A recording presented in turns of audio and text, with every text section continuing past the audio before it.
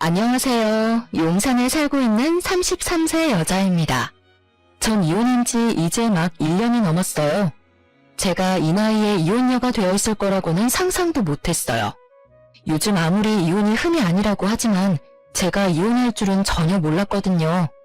이혼한 지 1년이 넘어간 지금도 여전히 남편과 시누이만 생각하면 이가 갈리는데요. 아직도 남편과 시누이만 생각하면 가슴이 답답하고 아파요. 그 정도로 전 결혼 생활 자체가 지옥이었는데요. 이런 결혼 생활일 줄 알았으면 애초에 이 남자를 만나지 말걸, 그런 생각이 가끔 들어요. 하지만 사람 만난다는 게 다 알고 만나는 게 아니잖아요. 그래서 경험이라고 생각하기로 했어요. 결혼 생활로 인해 생긴 답답한 마음을 조금이나마 풀고 싶어 사연을 보내게 되었는데요. 조금 긴 저의 이야기를 들어주시면 감사하겠습니다. 저와 남편은 대학교 동갑내기 같은 대학교 커플이었어요. 20대 초반에 만나서 남편과 6년이나 연애했었네요. 군대까지 기다리며 남편과 전 정말 이쁜 연애를 했습니다. 아무래도 장기 연애라서 혼인신고만 안 했지 이미 부부다라고 말할 정도였어요. 연애를 했었을 당시에 남편에게 문제가 있을 거라고는 상상조차 하지 못했어요.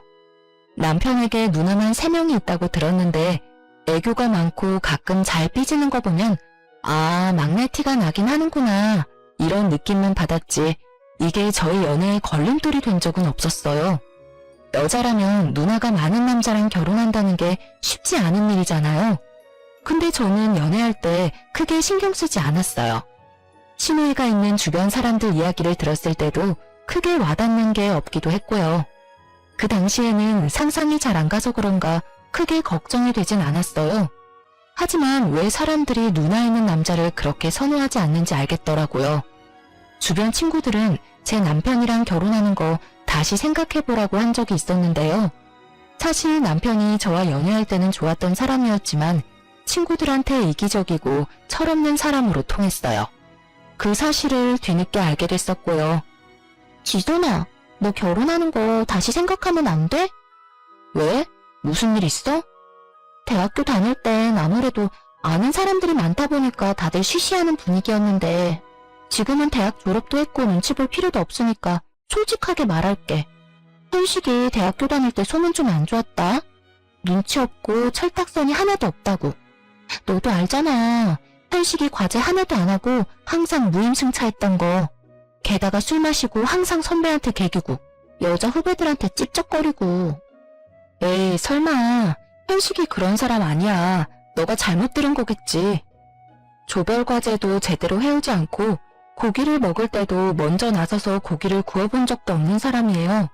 한마디로 눈치가 없는 사람이었죠. 게다가 누나만 위로 3명이 있다고 하니까 왜 그런 호랑이 소굴로 시집을 가려고 하냐. 연애만 하고 절대 결혼하지 말라고 말하더군요. 그때 친구들 말을 들었어야 했나 봐요. 대학교 다닐 때 제가 괜히 상처받을까봐 다들 저한테 말을 하지 않은 거였다고 해요. 결혼한다고 하니까 지금이나마 다시 생각해보라고 말해준 거라고 하는데 그때 왜 친구들 말을 듣지 않았던 걸까요? 그때 남편한테 콩깍지가 제대로 씌었나 봅니다. 콩깍지가 제대로 씌었기도 했지만 사실 연애할 때 남편은 저에게 나쁘게 한 게 없기 때문에 친구들 말만 믿고 6년 연애를 그만할 순 없었어요. 그리고 누나가 많은 가정 환경도 다복하고 화목한 집안이겠다며 긍정적인 생각을 가졌어요. 연애 기간이 길었지만 가족을 마주한 적도 없었으니 남편 한 명만 보고 결혼을 결심한 거였죠. 그런데 예상치 못한 곳에서 문제가 터졌습니다. 동거를 단 일주일도 하지 않고 결혼식을 올린 게 문제였죠. 다들 여자가 시집도 가기 전 동거부터 한다면 쌍수를 들고 반대하잖아요. 전 이번 계기로 무조건 동거는 필수 과정이라고 느꼈습니다. 솔직히 결혼은 평생 한 사람과 같이 사는 거잖아요. 붙어있는 시간이 그만큼 길어지는데 생활 습관 같은 걸 꼭 확인하는 게 맞다고 생각했네요. 네, 저는 그걸 못해서 뼈저리게 후회했습니다. 남편의 생활 습관 자체가 저와 너무 맞지 않아서 스트레스를 많이 받았어요. 세상에 이렇게 무능한 남자가 다 있을까 싶을 정도로 남편 존재 자체가 미워졌었는데요. 여보, 이거 설거지 해놓으라고 몇 번을 말해. 내가 잠깐 마트 다녀온 사이에 분명 설거지 좀 하라고 했지. 그리고 이거 밥그릇에 물 안 담궈 놓으면 밥알 굳어서 안 씻긴다니까? 제발 밥 먹었으면 물 좀 부어놓으라고. 아, 똑같은 말을 몇 번째 말하는지도 모르겠다. 설거지하고 싶은 사람이 해야지. 나 지금 게임 한 판만 하고 할게. 조금만 기다려봐. 이렇게 싱크대에 음식물 오래 두면 벌레 꼬여서 더 힘들어져. 지금 게임이 급한 게 아니야. 초파리 꼬이고 모기 생기고 난리부르스 되기 전에 빨리 설거지해. 남편은 본인이 해야 할 기본적인 집안일조차 하지 않아요. 본인이 먹은 과자 봉지나 그릇 등등 본인이 치우는 법이 없어요. 탁자에 먹은 껍질을 그대로 올려놓더라고요. 한두 번은 치워줬습니다. 세 번째부터 부글부글 끓더라고요. 마치 저에게 치우라는 듯이 올려놓는 꼴이란 저지르는 사람 따로 있고 치우는 사람 따로 있다는 말이 맞습니다. 옆에 분리수거 봉지가 있는데도 분리수거? 그런 거 안 합니다. 하라고 시켰더니 조금 있다가 본인이 내킬 때 하겠다고 하더라고요. 한마디로 치우기 귀찮다는 거죠. 신혼 초에는 라면조차 끓이는 법을 몰라서 저한테 하나하나 배웠습니다. 아무리 오냐오냐 자란 막내라고 해도 라면을 못 끓이다니요. 게다가 설거지 요령도 없어서 싱크대가 물바다가 되거나 그릇만 수십 개는 깨졌습니다. 결혼할 때 산 비싼 집기는 이미 다 없어졌네요. 처음엔 남편이 다치지 않았을까 걱정이 많이 됐었는데 결혼 1, 2년 차가 넘어갈 때부턴 또 지랄이다 하라고 그냥 대수롭지 않게 넘겼어요. 그런 남편을 볼 때마다 답답함을 느꼈던 저는 남편에게 설거지를 시키는 것보단 내가 하는 게 낫겠다 싶어서 결국 모든 설거지는 제가 하게 됐습니다. 생각해보면 남편이 설거지를 하지 않기 위한 계획이었나 싶더라고요. 설거지 말고도 화장실 문제로 자주 싸우기도 했었는데요. 소변을 볼 때 남편의 소변이 사방팔방으로 다 튀다 보니 다음에 쓰는 제가 정말 불편하고 찝찝하더라고요. 내가 분명 말했지. 오줌 쌀 때마다 제발 이리저리 튀기지 말라고. 오줌이 튀면 닦기라도 하던가. 왜 이대로 냅두냐고. 하여튼 혼자 깔끔한 척은 다 하네. 여보, 그 결벽증 좀 고쳐. 우리 집에선 이런 걸로 문제될 게 전혀 없었어. 그리고 답답하면 여보가 좀 알아서 닦아놓으면 되잖아. 우리 엄마도 뭐라고 안 하는 걸 왜 너가 난리냐? 이제 한평생 나랑 살아야 하는데 언제까지 엄마 하면서 지낼 거니? 이제 내가 싫다고 하는 건 고치는 척이라도 해. 너 나이가 몇 살인데 애처럼 굴고 그래? 왜? 아니 고작 이런 일로 화를 내는 너가 예민한 거 아니야? 우리 20년 넘게 다르게 생활했던 사람이야. 어떻게 하나하나 다 마음에 들 수 있겠냐? 서로 안 맞으면 맞추는 노력이라도 해야 할 거 아니야.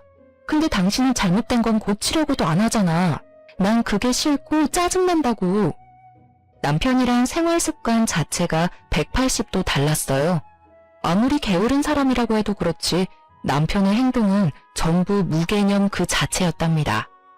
내가 싫다고 하면 고치려고 하는 척이라도 해야 하는데 고칠 생각 전혀 없다며 대놓고 말하는 태도가 정말 어이없더라고요.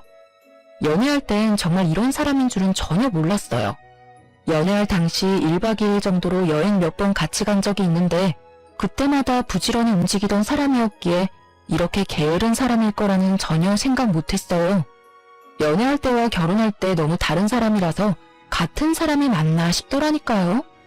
저희 친정 부모님 앞에서는 세상 부지런한 사람인 척 연기를 너무 잘해서 아무리 친정 부모님한테 하소연을 해도 믿어주질 않더라고요. 여우 중에서도 완전 상여우가 저희 남편이에요.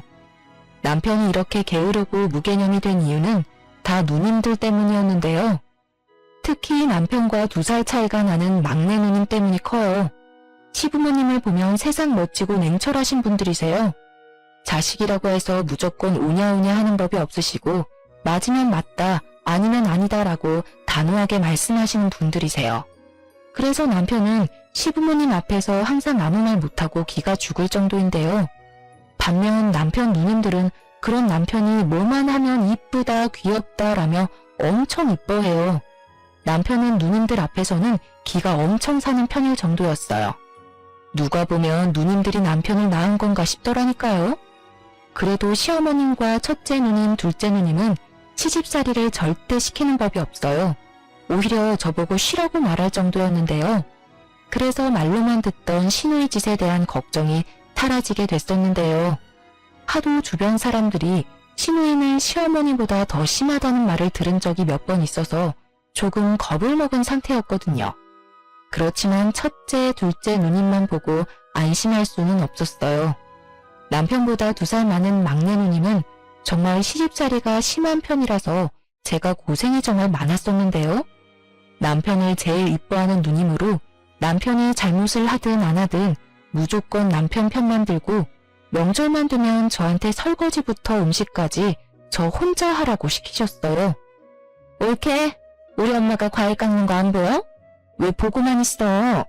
우리 엄마가 옳게 과일 먹이려고 태어난 사람 같아 보여? 엄마 가만히 있어. 이런 건 옳게한테 하라고 해. 조용히 좀 해. 아주 너가 온 세상 시누이 짓은 다 하는구나. 태아가 얘가 하는 말 전혀 신경 쓰지 말고 편하게 쉬고 있어. 오늘 저녁 거의 너가 다 했잖니. 원래 이런 건 며느리가 하는 거라고. 엄마는 이제까지 우리 키우느라 고생 많이 했으니까 이제 며느리한테 다 맡겨. 집에서 꼼짝도 안 하는 년이 왜 애를 못 잡아먹어서 안달이야? 넌 지금도 여전히 이 엄마 고생시키고 있잖아. 내 며느리는 알아서 잘 해주고 있단다. 너 여기서 한마디만 더 하면 이 집에서 나가. 막내 누님이 시누이 짓을 할 때마다 다행히 시어머님이 옆에서 제 편을 들어주셔서 크게 힘든 적은 별로 없었어요. 하지만 시어머님이 없는 자리에선 막내 누님이 하는 행동들이 가관이었어요. 저희 부부집에 말도 없이 찾아올 때가 많았는데요. 그때마다 제 옷과 구두, 가방 등등 하나하나씩 탐을 내시더라고요. 옳게, 이 가방 엄청 비싼 가방인데 어디서 났어? 옳게 돈 많이 벌어?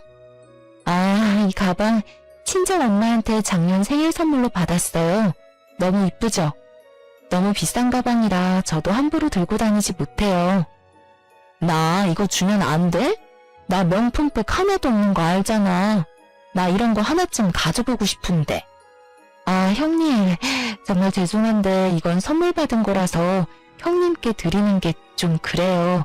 나중에 제가 돈 더 벌면 그때 하나 사드릴게요. 아니, 나 이거 가지고 싶다니까. 나한테 이거 주는 게 그렇게 아까워? 우리 이제 가족된 사이인데. 나 다음 주에 친구 모임 있는데 그때 들고 가고 싶어서. 형님, 다른 건 몰라도 이건 선물 받은 거라서 드리는 게 좀 그래요. 진짜 나중에 좋은 거 하나 사드릴게요. 친정엄마에게 400만 원짜리 명품 가방을 선물 받은 적이 있어요. 평소에 명품 가방에 관심이 크게 없는 편인데 친정엄마께서 나중에 살다 보면 비싼 가방 하나쯤 들고 갈 일이 있을 거라며 생일 선물로 사주셨어요. 근데 그걸 탐내고 가져가려고 하시더라고요. 끝까지 안 된다고 거절하니 거의 한 달 동안 삐져서 저랑 말도 안 섞더라고요. 시어머님이 뒤늦게 그런 일이 있었다는 걸 알게 되셨고 그때 막내 누님은 엄청 혼이 났다고 들었습니다. 막내 누님은 그때 시어머님의 등살에 못 이겨 마지못해 사과를 하시더라고요. 더 가관이던 일 한 가지가 있는데요. 막내 누님 남자친구와 관련이 있는 일이었어요. 누님은 그 당시 10살 연하 남자친구가 있었어요. 30살이 넘은 형님께서 20대 초반 남자친구를 만나고 있으니 엄청 놀랐는지 가족에게 철저히 비밀로 남자친구를 만났는데 우연히 길에서 마주치는 바람에 남자친구가 있다는 걸 모든 가족들이 알게 됐어요. 막내 누님이 이렇게 철저히 남자친구를 숨기려고 했던 이유는 백수이기 때문이었어요. 막내 누님은 30살이 넘어서까지 일을 제대로 해본 적이 없는 분이세요. 가끔 단기 알바만 해본 분이지 돈을 번 적이 없어서 핸드폰 요금까지 밀린 적이 있던 분입니다. 그런 상태에서 남자친구를 만난다고 하면 가족들이 노발대발할 게 분명하니까요. 더 가관인 부분은 바로 남자친구와 술집에서 만났다는 것입니다. 맥주 마시다가 만난 사이라고 하는데 알고 보니 남자 끼고 노는 노래방에서 만난 사이라고 하더라고요. 이 사실은 저만 알고 있었습니다. 그런 막내 누님은 남자친구에게 간이고 쓸개고 다 줄 것처럼 행동하고 있어요. 없는 돈 쪼개가면서 데이트 비용을 전부 내고 있으며 신용카드 할부로 남자친구 명품 선물을 해준다는 것입니다. 신용카드 한도 초과로 결국 신용불량자가 될 뻔했는데요. 형님, 제발 그 남자친구랑 헤어지세요. 이러다가 정말 큰일이라도 날 것 같다고요. 왜? 내 남자친구가 얼마나 좋은 사람인데 내가 그런 남자친구를 언제 만날 수 있겠어? 그리고 올케, 너가 뭘 안다고 내 남자친구에 대해서 그렇게 말을 해? 내 남자친구 제대로 본 적이나 있어? 올케가 뭘 안다고 헤어지라고 말해? 앞으로 이런 일로 나한테 뭐라고 하면 올케 가만히 안 둬. 형님, 이번 달 카드값도 400만 원이나 나오셨다면서요. 일도 안 하시는 분이 그걸 어떻게 감당하려고. 너 내 통지서 몰래 훔쳐봤니? 너가 뭔데 훔쳐봐? 올케가 대신 내줄 거 아니면 제발 신경이나 꺼. 한 달에 카드값만 3,400만 원은 기본으로 나왔습니다. 신용카드 돌려막기로 지내다가 뒤늦게 알게 된 시부모님께서 해결해 주셨어요. 덕분에 신용불량자까지 되진 않았어요. 이런 일이 있었는데도 정신 차리지 못한 막내 누님은 여전히 남자친구한테 온갖 정성을 다하고 있는데요. 말이 통하지 않는 막내 누님을 모른 척하고 조용히 지내고 있었어요. 그때 친정엄마가 곧 칠순이었기에 6개월 전부터 친정 부모님 모시고 갈 제주도 여행을 계획하게 됐어요. 부모님 모시고 어떻게 여행을 가면 좋을까 열심히 알아보고 있는데 남편은 전혀 도와주는 법이 없더라고요. 서운했지만 그래도 내 부모님인데 내가 알아서 해야지 긍정적으로 생각했죠. 그렇게 비행기, 숙박 모두 다 예약해두고 여행만을 가길 기다리고 있었는데요. 근데 여행 가기 한 달 전 남편이 갑자기 여행을 가지 못한다고 하는 겁니다. 여보, 나 이번에 여행 못 갈 것 같은데? 갑자기? 아니 몇 달 전부터 가기로 약속한 여행인데 갑자기 이러면 어떡해. 회사에서 급한 출장이 있다고 하길래 원래 다른 팀원이 가기로 한 걸 나보고 가라고 해서. 아니 그래도 그렇지. 우리 엄마 칠순경 가는 여행이잖아. 다른 팀원들도 있는데 왜 당신이. 이번만 다른 사람이 대신해 줄 수도 없어? 회사 일이 내 맘대로 되는 게 아니잖아. 여행 다녀오고 나서 그때 장모님 모시고 밥 맛있는 거 먹자. 이번 여행 당신만 다녀와. 너무 섭섭했습니다. 출장 가야 한다고 대충 변명만 되는 남편한테 엄청 서운하더라고요. 다른 것도 아니고 우리 엄마 칠순 여행인데 말이죠. 하지만 회사 일 때문에 그런 거라서 크게 뭐라고 하진 않았습니다. 그렇게 3박 4일 제주도 여행을 다녀온 이후 말도 안 되는 일이 벌어지고 말았는데요. 캐리어 짐을 풀고 이것저것 정리하고 있던 중 제 통장 하나가 없어진 걸 확인하게 됐어요. 제가 결혼하기 전부터 가지고 있던 5천만 원 통장이 없어진 것입니다. 분명 제주도 여행 가기 전까지만 해도 멀쩡히 있던 통장인데 갑자기 없어져서 도둑이 들었던 걸까? 별 생각이 들더라고요.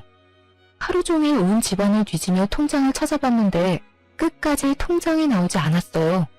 너무 놀란 저는 안절부절 못하다가 결국 남편한테 이 사실을 알리고 경찰서에 신고하려고 하는데 남편이 급하게 신고하려는 걸 막더라고요. 그래서 왜 막냐며 성질을 냈었는데 알고 보니까 통장에 손을 댄 범인은 바로 남편이었어요. 남편이 범인이라는 사실을 알고 나서 얼마나 화가 나고 배신감이 들던지. 경찰에 신고부터 해야겠어. 진짜 난 분명히 여기 뒀는데. 여보, 우리 집 현관문 비밀번호 바꿀까? 도둑이 된 게 분명하다니까. 그렇지 않고서야 통장에 발이 달렸나. 사실 내가 그런 거야, 내가. 뭐? 그게 무슨 말이야? 당신이 그런 거라니. 사실 내가 급한 일이 있어서 그 돈 썼어. 그러니까 경찰서에 신고할 필요가 없다고. 미쳤어? 당신이 뭔데 내 돈에 손을 대? 어디서 썼는데? 뭐가 그렇게 급하다고 남의 돈에 손을 대냐고. 도대체 어디다가 쓴 거야? 5천만 원이나 되는 돈을 도대체 어디다 사용한 거지 물어봤는데 안절부절 못하며 끝까지 말을 못하더라고요. 끝까지 말을 하지 않길래 시부모님께 전화를 하려고 했습니다. 시부모님께 말한다고 하니 그때서야 어디에 사용을 한 건지 알려주더라고요. 미선이 누나한테 줬어. 막내 누나. 정말 미안해. 누나가 급한 곳에 돈 쓸 곳이 있다고 해서 빌려줬어. 막내 형님? 미쳤어? 빌려줄 사람이 따로 있지. 땡전 한 푼 없는 막내 형님한테 빌려주면 어떡하냐? 당신 솔직히 말해봐. 내 돈 훔치려고 제주도 여행 안 간다고 한 거지? 내가 지금 이 사실 발견하지 않았더라면 끝까지 숨기고 있었을 거잖아. 누나가 이래서 갚는다고 하길래 정말 미안해. 미안해 여보야. 내가 누나한테 다시 돌려달라고 말할게. 제발 화내지 마. 어? 당장 형님 불러. 지금 당장. 그렇게 저와 남편 막내 누님과 삼자 대면을 하게 됐습니다. 막내 누님의 얼굴을 보자마자 뺨 한 대 갈기고 싶은 거 꾹 참고 말을 이어나갔습니다. 형님, 남편한테 다 들었어요. 남편한테 5천만 원 빌리셨다면서요? 그게 무슨 돈인 줄 알고 빌리셨어요? 근데 왜? 내 동생한테 돈 빌리는 게 큰 잘못이야? 그 일 때문에 이 시간에 날 여기로 부른 거야? 전 이렇게 뻔뻔하고 가증스러운 사람 처음 봤습니다. 본인 동생한테 빌린 돈인데 왜 자기를 불렀냐며 뻔뻔하게 나오는 막내 누님 때문에 진짜 화가 치밀어 오르더군요. 가운데 앉아있는 남편은 눈치만 보며 기죽은 강아지처럼 앉아 있었습니다. 내가 이런 남자랑 6년을 연애하고 결혼을 했다는 게 정말 한심하더라고요. 과거로 돌아가서 이 결혼을 막고 싶은 심정이었어요. 그 돈은 제 돈이에요. 알고는 있으셨어요? 그 5천만 원이 올케 돈이라고? 5천만 원의 출처가 저라는 말에 당황한 막내 누님은 애써 당황하지 않은 척 포커페이스를 유지했었습니다. 형님, 그 5천만 원 당장 돌려주세요. 그 돈 빌려간 지 얼마 안 됐으니까 다 쓰진 않으셨을 거잖아요. 일단 일부라도 좋으니까 제 돈 돌려주세요. 저 형님한테 그 돈 빌려줄 생각 눈꼽만큼도 없어요. 당장 돌려주세요. 돌려주고 싶어도 못 줘. 그 돈 이미 다 쓰고 없는 상태야. 아쉽게 됐네. 나중에 천천히 갚을게. 앙칼진 목소리로 돈이 없다고 말씀하셨어요. 당장 돌려줄 돈이 없다며 배째라는 듯이 나오는 막내 누님 때문에 혈압이 오르다 못해 쓰러질 것 같았습니다. 갚을 능력이 없으면 빌리지도 말아야 하는 게 맞지 않습니까? 그럼 언제 갚으실 건데요? 형님 갚으실 능력은 되세요? 일도 한 번도 해본 적 없으신 분이 무슨 배짱으로 그 큰 돈을 빌리신 거예요? 이왕 말 나온 거 솔직하게 다 말할게요. 형님 이번 일 말고도 저희 부부 신혼 초일 때 남편한테 3천만 원 빌리신 적 있으시죠? 그게 벌써 2, 3년 전이에요. 근데 그거 아직도 못 갚고 계시죠? 지금 빌려간 돈도 제대로 못 갚고 계신데 이번 돈은 무슨 생각으로 빌리신 거예요? 빌린 이유나 들어봅시다. 절대 말 못해. 급한 일이 있어서 쓴 거야. 아이씨, 갚으면 되잖아, 갚으면. 형님, 이번 일 제대로 말씀 안 하시면 저 가만히 안 있을 거예요. 지난번에 카드값 때문에 시어머님, 시아버님한테 된통 혼나셨죠? 이번 일까지 아시게 되면 형님 큰일 나요. 그러니까 제가 이거 다 시부모님께 말씀드리기 전에 저한테 솔직하게 말하세요. 남자친구 때문이야, 남자친구 때문. 남자친구가 급하게 쓸 돈이 있다고 해서 빌려달라고 하더라고. 근데 올케도 알다시피 내가 그 큰 돈이 어딨어? 그래서 현식이 얘한테 빌렸던 거였는데 그 돈이 올케 돈인 줄은 전혀 몰랐어. 미안해. 내가 늦더라도 꼭 갚을게. 형님, 제가 그 남자랑 분명 헤어지라고 했죠? 예전에 이 사람한테 빌려갔던 돈도 남자한테 뺏겼다면서요. 근데 이번에도 정신 못 차리고 남자한테 또 뺏긴 거예요. 그 돈 절대 못 돌려받아요. 아니야. 다음 달 안으로 꼭 갚는다고 했어. 이번에 내 말 한 번만 믿어줘. 내가 그 돈 돌려받는 대로 올케한테 바로 갚을게. 형님, 됐고요. 저 이번 달 안으로 꼭 받아야 되겠어요. 그리고 당신, 나랑 이혼할 준비나 해.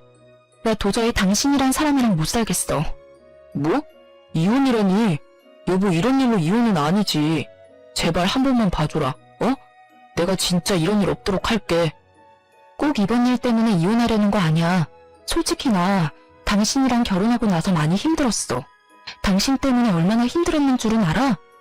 이제까지 얼마나 오냐오냐 하면서 자랐길래 할 줄 아는 집안일이 없어? 내가 당신 식모도 아니고 내가 모든 일 도맡아서 하고 게다가 당신이 나한테 했던 행동, 태도, 말투 정말 미치도록 열받았어.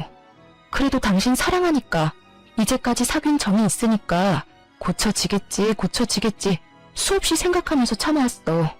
근데 이건 참는다고 해서 다 해결될 일은 아니라고 생각해. 우리 여기서 이혼하는 게 맞아. 전 남편에게 이혼을 통보한 후 간단히 짐을 싸고 한동안 친정집에 가 있었습니다. 도저히 남편 얼굴 보고 살기 싫더라고요. 이 순간 남편과 지낸다면 화병이 생겨 죽을 것 같더라고요. 친정집에 있는 동안 생각 정리를 하려고 했습니다. 과연 이 결혼 생활을 유지하는 게 맞는지요? 보름 정도 친정집에 있으면서 남편에게 온 전화 모두 받지 않았었습니다. 남편이 친정집까지 찾아왔었는데 친정엄마가 그런 남편을 잘 달래며 돌려보내기도 했어요.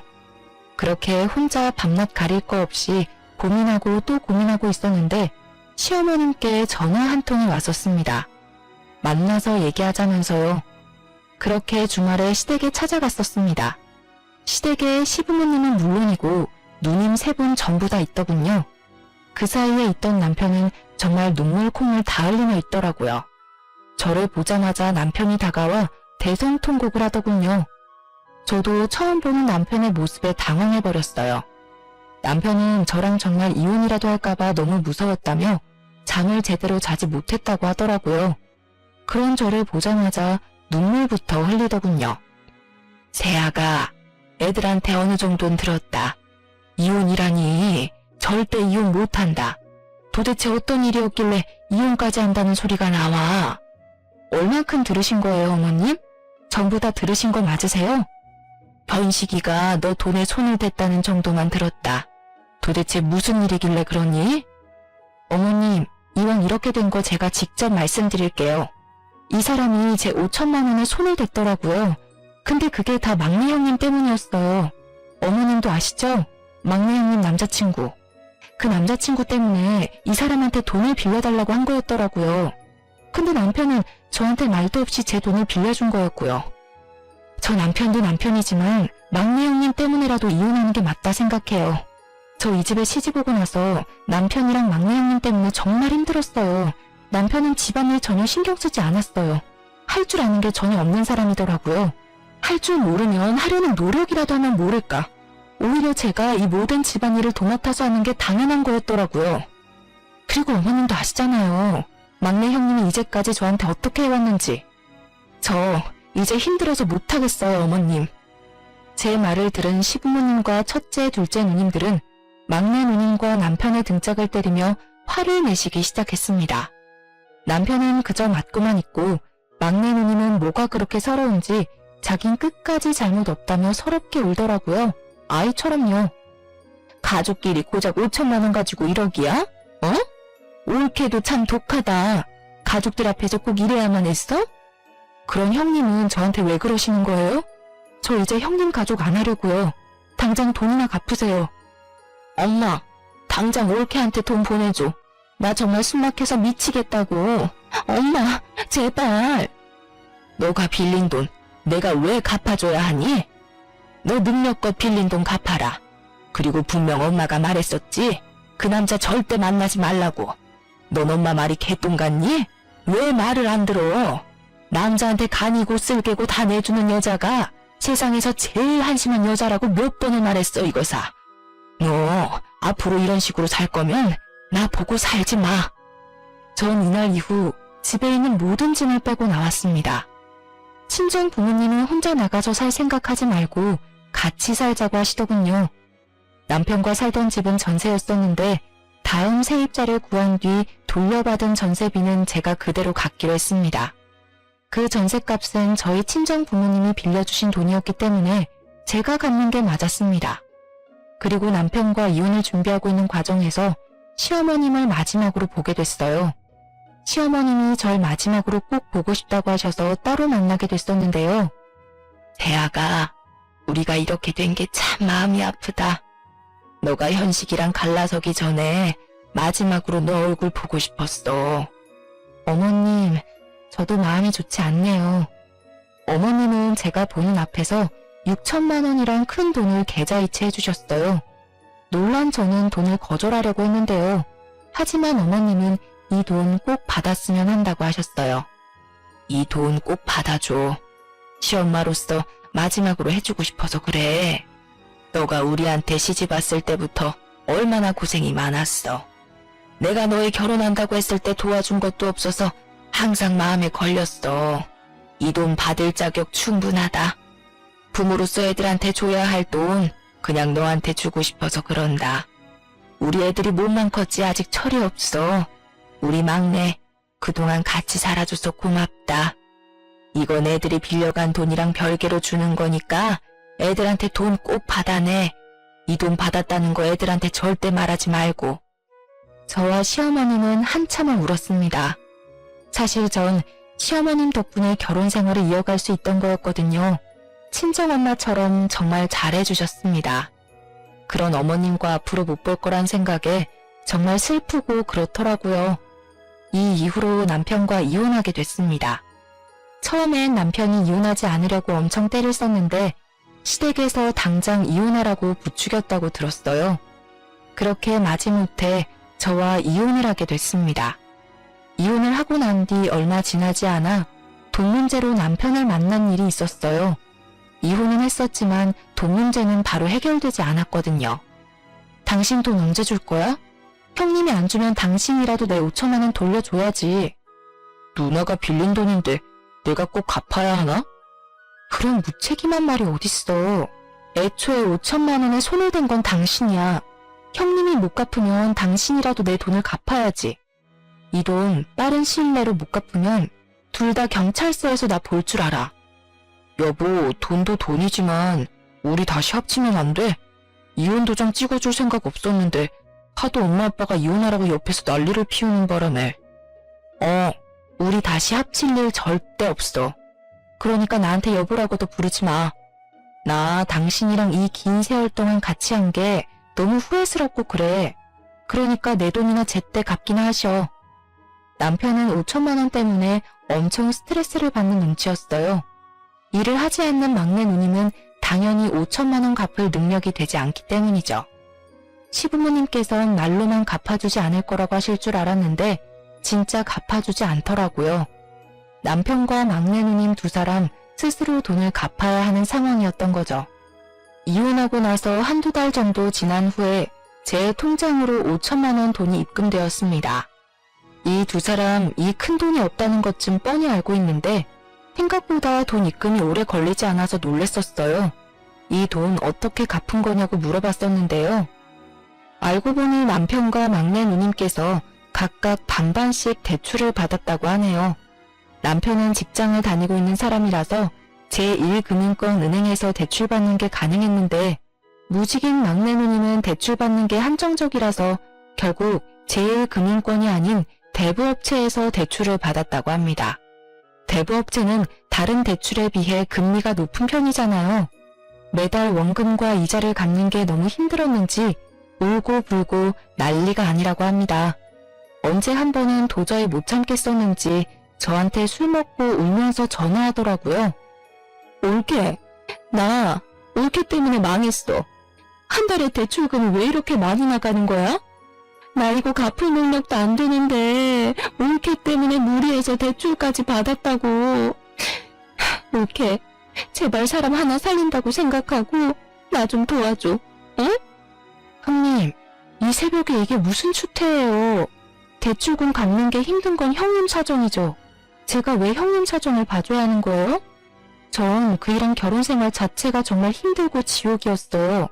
이 모든 일은 형님이 만든 거니까 감당하세요. 그리고 술 마셨으면 집에 곱게 들어가세요. 남자친구한테도 차이고 올케한테도 지금 차이고 미치겠다 정말. 술 먹고 새벽에 전화해서 쓸데없는 꼬장을 부리더라고요. 형님 술주정으로 알게 된 사실이었는데 형님 남자친구한테 뻥 차였다고 합니다. 대출금 갚는 것도 힘든데 그 사이에 남자친구한테까지 차여버려 더 힘들게 됐다고 하네요. 그래서 저한테 새벽에 술 먹고 전화했다고 합니다. 형님은 지금 그 남자한테 5천만 원은 물론이고 그 남자한테 명품 선물을 몇 번 더 하는 바람에 카드 할부값만 몇백만 원이라고 합니다. 시부모님이 갚아준 게 엊그제 같은데 그 사이에 결국 빚을 더 만들게 된 거였어요. 그래서 카드 할부값부터 형님이 개인적으로 쓴 카드값까지 모두 갚으려고 하니까 버거운 게 당연하죠. 게다가 남자에게 준 현금이나 선물들은 모두 돌려받지 못했다고 하니 후회가 물밀듯 밀려오겠죠. 현재 막내 누님은 주 야간 공장에서 일을 하고 계신다고 합니다. 회사 경력이 전혀 없고 게다가 대학교까지 나오지 않은 분이라서 마땅한 회사에 취직하지 못한다고 들었어요. 그래서 아웃소싱을 통해서 급하게 취업을 했다고 합니다. 한 번도 일을 해본 적이 없으니 회사에서 많이 혼나는 모양이더라고요. 게다가 몇 번 사고를 친 적이 있어서 회사에서 크게 손해볼 뻔한 사고도 있었다네요. 이 이야기를 들었는데 얼마나 고소하던지. 남자한테 돈은 다 뺏기고 게다가 밤낮 가리지 않고 고생하고 있다는 사실이 정말 시원했습니다. 막내 누님한테 전화가 온 뒤로 남편에게도 몇 번 전화가 온 적이 있었는데요. 남편이 회사에서 징계를 먹었기 때문이었어요. 남편이 울면서 전화를 하길래 무슨 일인가 했는데 회사에 안 좋은 소문이 났다고 하더라고요. 남편이 얘기하는 걸 들어보니 저와 이혼하고 난 뒤 회사에 새로운 여자 신입사원이 입사했다고 합니다. 남편은 새로 입사한 신입사원한테 사수로서 잘해주려고 했던 것뿐인데 신입사원은 그걸 찝쩍거렸다고 생각했다고 하네요. 게다가 신입사원이 넘어지려고 해서 잡아준 것뿐인데 그걸 성추행을 했다고 생각해서 신고했다고 하더라고요. 그 일로 회사에 징계를 먹어 잘릴 것 같다고 했어요. 여보, 나 진짜 미칠 것 같아. 추행이 말이 돼? 당신도 알잖아. 그런 사람 아니라는 거. 근데 어쩌라고. 그걸 왜 나한테 말하는 이유가 뭐야? 답답해서 이 답답한 마음을 들어줄 사람이 필요했어. 당신밖에 생각나지 않길래. 요즘 세상이 어떤 세상인데 그런 짓을 해? 칠칠 맞다 칠칠 맞아. 정말 안 한 거 맞아? 막상 신고당하니까 무서워서 했으면서 안 한 척하는 건 아니고? 당신까지 왜 그래? 나 정말 못 믿는 거야? 당신이 했든 안 했든 나한텐 전혀 상관없는 일이니까 이딴 일로 전화하는 일 없었으면 좋겠다. 잠깐. 당신 이런 내가 불쌍하지도 않아? 나 정말 결백해. 회사에 그런 일 절대 할 사람 아니야. 나 요즘 당신이랑 이혼한 거 엄청 후회해. 여전히 나랑 다시 합칠 생각 없는 거야? 이런 일이 있는 와중에도 나한테 재결합하자는 소리가 나오니? 나 당신이랑 다시 합칠 생각 죽어도 없어. 이제 당신 전화 받아줄 일 절대 없을 거야. 그러니까 앞으로 전화할 생각하지 마. 문득 그 생각이 들더라고요. 결혼 전 친구가 남편에 대해 얘기해 준 거요. 술만 마시면 여자 후배들한테 찝쩍거렸다고 하는데 그게 정말 사실이었다는 걸 이번 일로 알게 됐네요. 대학교 다닐 때 있던 버릇이 지금까지도 이어질 줄은 몰랐네요. 남편은 이 사건 이후로 지방에 있는 회사 작은 계열사로 발령받았다고 합니다. 게다가 감봉 처분까지 받았다고 하는데요. 신입사원 한 명 잘못 건드렸다가 크게 혼쭐 난 셈이죠. 더 웃겼던 건 남편과 막내 누님 모두 시부모님 유산을 못 받는다고 합니다. 시아버님은 땅이 몇 개 있으신 걸로 알고 있어요. 나름 땅 부자로 소문난 분이신데 원래 남편한테 50% 정도 물려주시고 남은 50%를 누님 세 분께 물려주신다고 했어요. 근데 남편과 막내 누님이 이번에 제대로 사고를 친 바람에 시아버님께서 그런 두 사람에게 제대로 실망하고 정이 뚝 떨어졌다고 합니다. 유산을 물려주지 않겠다고 선언하셨다고 해요. 남편과 막내 누님은 이런 일로 유산까지 못 주겠다는 게 말이 되는 거냐면서 엄청 화를 냈다고 합니다. 첫째, 둘째 누님들만 좋은 일이 된 거죠. 특히 돈 욕심이 많기로 알려진 막내 누님께서 크게 대들었던 모양이더라고요. 유산 문제 때문에 속상한 나머지 기절까지 한 번 한 적이 있다고 들었네요. 아무리 자식이 사고를 치고 다닌다고 해도 부모는 자식을 버리지 못한다고 하잖아요. 우리 시부모님은 다른 부모와는 달랐습니다. 막내 누님은 시부모님 댁에서 쫓겨났다고 합니다. 그 이후로 시부모님은 막내 누님께 연락을 하지 않는 상태라고 들었어요. 남편은 지방에서 발령나게 되면서 회사 기숙사에서 힘들게 지내고 있다고 해요. 두 사람이 아무리 힘들고 죽겠다 말해도 시부모님께서 절대 지원을 해주고 있지 않는다고 해요. 게다가 막내 누님께서도 공장에서 제공해주고 있는 기숙사에서 지내고 있다고 들었고요. 남편과 막내 누님 소식을 듣고 나서 속이 다 시원했습니다. 남편과 저 사이에 아이가 없었던 게 천만 다행이라고 생각했어요. 아이 때문에 이혼하지 못하고 있는 부부가 절반 이상이라고 하는데 그런 저에게 아이가 없다는 게 얼마나 다행인지 몰라요. 이렇게 철없는 남자랑 계속 살고 애까지 낳았으면 얼마나 더 힘들었을지 상상도 하기 싫네요. 친구들도 그러니까 본인 말 좀 듣지 왜 말 안 듣고 결혼했다가 이런 일을 겪냐고 절 엄청 혼냈었습니다. 저 이번 계기로 뼈저리게 후회하고 있어요. 결혼이라는 제도는 사랑 하나만으로 결정해서는 안 되는 거라고 이번에 제대로 알게 됐어요. 전 이혼하고 나서 여전히 친정 부모님과 함께 지내고 있습니다. 사실 이혼하고 친정 부모님 얼굴 보는 게 정말 힘들었지만 친정 부모님께선 그런 시댁이랑 같이 사는 게 더 쪽팔린 거라고 잘했다고 말씀하셨어요. 전 현재 남편과 막내 누님한테 돌려받은 5천만 원과 시어머님께서 주신 6천만 원을 합쳐서 전 작은 동네 카페를 오픈해서 운영 중인데요. 처음엔 이 돈으로 뭐 할까 고민이 많았어요. 그렇게 긴 고민 끝에 카페 창업을 하기로 결심하게 됐는데요. 오래전부터 제 이름으로 된 가게 하나를 운영하고 싶었거든요. 장사가 어느 정도 잘 되는 편이라서 돈 걱정 없이 잘 살고 있는 중이에요. 남편과 계속 살았으면 절대 할 수 없었는데 이혼하고 나서 이렇게 행복하고 잘 살 수 있다는 게 정말 꿈만 같고 그렇네요.